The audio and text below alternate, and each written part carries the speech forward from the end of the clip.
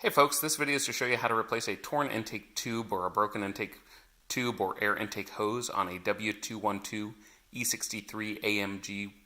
Mine's a wagon, but this also applies to a lot of the other cars with the V8 biturbos, so it may apply for you as well. It's a really simple fix, a really simple thing to do, so let's just dig into it.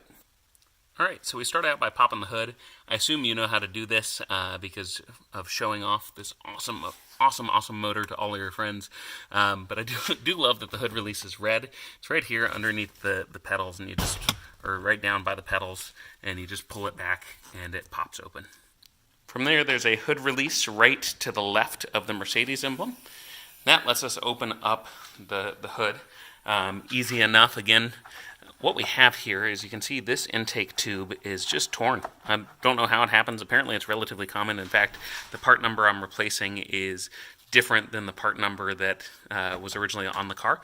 So I'll just show you how to do this real quick and we'll get after it. Okay, as far as tools that you're going to need, you need a pair of these, which are just your hands. That's literally it. And then in terms of parts, the replacement part for this is about $50, which I was surprised by.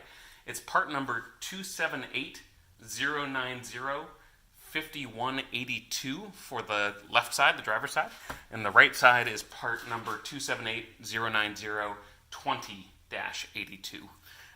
So really similar. I bought mine on, again, MB-OEM parts, which seem pretty reliable. Again, I'm new to these cars, but I've been happy with them so far.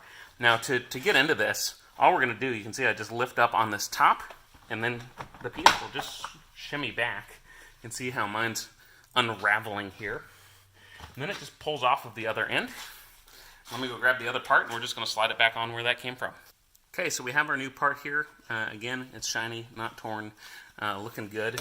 And all we're going to do is we're going to slide this, make sure it goes the right way, slide it on the end there. And you can tell it goes the right way because it literally won't fit any other way. And then we just slide it over the hose here. I'm just flexing it a little bit to get it to go. You'll see that it clips into place there, and you're all done. That's it. Thanks for watching.